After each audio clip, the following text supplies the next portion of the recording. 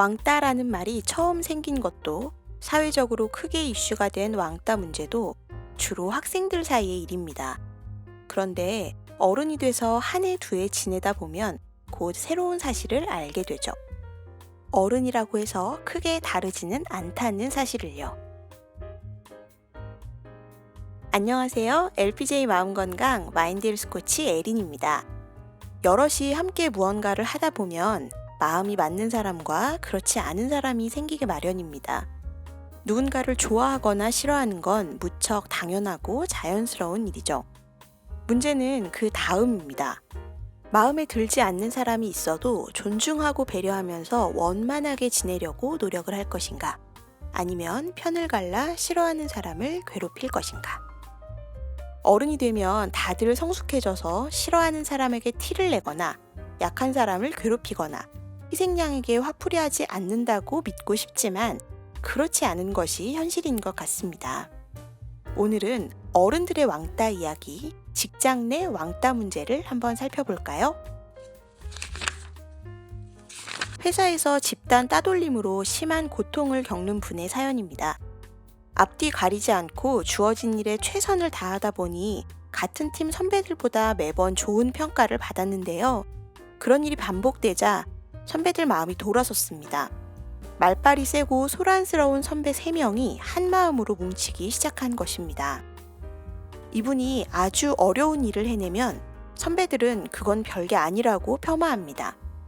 어쩌다 잘 나가는 상사와 같이 식사를 하면 일은 못하면서 사내 정치만 한다며 둘 사이가 의심스럽다고 소문을 내고 주위에 계속 나쁜 소문을 전하면서 왕따 분위기를 퍼뜨리려고 합니다. 얼마 전에는 최고참 선배가 퇴직하게 되었습니다. 퇴직하기 며칠 전 환송 모임을 했고 웬만한 직원은 모두 참여했다고 하더라고요. 하지만 이분은 그 사실조차 몰랐습니다. 뒤늦게 알고서 치솟는 화를 혼자 사겨야 했죠. 대체 내가 뭘 잘못했냐고 이러냐며 마구 따지고 싶었지만 할 수 있는 일이 없었습니다. 점심시간에 홀로 남는 날이 늘어가던 어느 날 선배 3명의 눈치 때문에 다른 직원들도 자신을 피한다는 걸 깨닫고는 마음이 쿵 내려앉기도 했습니다. 이제는 일하고 싶은 의욕도 사라져버렸습니다. 매사에 최선을 다하던 모습은 옛날 얘기가 됐죠. 하루에도 몇 번씩 회사를 그만두고 싶고 아침 출근길이 끔찍하기만 합니다. 최근 설문에 따르면 직장인 10명 중 6명이 회사에서 왕따를 당해봤다고 합니다. 회사 업무에서 배제되고 폭언과 폭력으로 괴롭힘을 당하거나 누명과 소문에 시달렸다는 건데요. 직장 내 왕따는 권한과 힘을 통해 은밀하게 일어나지만 주위에서 알게 되더라도 대부분 방관하거나 오히려 동참합니다. 한두 명으로 시작해서 점차 여러 명으로 늘어나게 되죠. 더 이상 어린아이가 아닌데 집단으로 한 사람을 괴롭히다니 도대체 이유가 무엇일까요? 인간은 자신과 같은 사람을 선호하고 다른 사람은 배척하는 경향이 있습니다. 자신과 같다고 느낄 때는 마음이 편안하지만 자신과 다른 점은 질투하게 되거든요. 그래서 약하거나 못난 사람뿐 아니라 사연자처럼 잘나고 튀는 사람도 좋아하지 않습니다. 집단주의 문화도 왕따의 원인입니다. 개인보다 집단을, 자유보다 권위를 중요하게 여기는 집단주의. 그 극단에 있는 일본은 청소년 왕따인 이즈메로 유명하죠. 우리나라도 비슷한데요. 한국 기업은 강한 조직 문화를 발판으로 성장했습니다. 이질성과 다양성을 용납하지 않는 환경에서 학연, 지연 같은 파벌주의로 편을 가르기까지 했죠. 한동안 덜해지나 싶었는데 경제가 나빠지면서 다시 집단 권위주의로 돌아가려는 모습이 보입니다. 그리고 희생양 현상 또한 왕따의 원인입니다. 희생양 현상은 무고한 사람에게 대신 죄를 뒤집어 씌워서 진짜 죄를 지은 사람은 잊게 만드는 것입니다. 집단에서는 개인의 욕구가 억압되고 억압된 공격성이 외부로 투사되죠. 사회가 혼란할수록 더 희생양이 필요해지고 마녀 사냥을 하게 되고요. 공공의 적을 만들어 두려움과 분노의 책임을 떠넘기고 아무 죄의식 없이 비난하며 따돌립니다. 그 어떤 이유도 집단 따돌림을 정당화하지는 못합니다.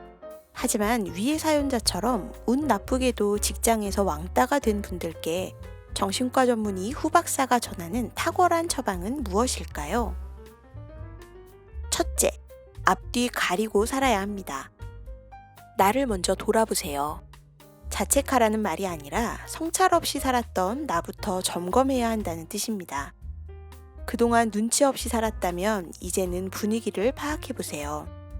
주눅들 필요 없이 그저 상황에 맞춰서 앉을 자리를 봐가면서 앉아보자는 겁니다. 그동안 배려 없이 살았다면 이제는 주위와 조화롭게 어울려 보세요. 상대의 입장을 이해하며 전체와 조화를 이루어 보자는 겁니다. 둘째, 적극적으로 살아야 합니다. 당당하게 버티세요. 회사를 그만둔다는 생각은 금물입니다. 혼자라도 즐겁게 식사하고 일도 더 열심히 하고 회사 밖에서 즐거운 것을 찾으세요. 그리고 한 명이라도 내 편으로 만들어야 합니다. 나를 이해해 줄 한 명, 나를 소문낼 또 한 명이 필요해요. 최대한 꾸밈없이 이야기하고 감정을 섞어 호소하세요. 또 왕따 행위는 아무리 사소하다고 해도 즉시 항의해야 합니다.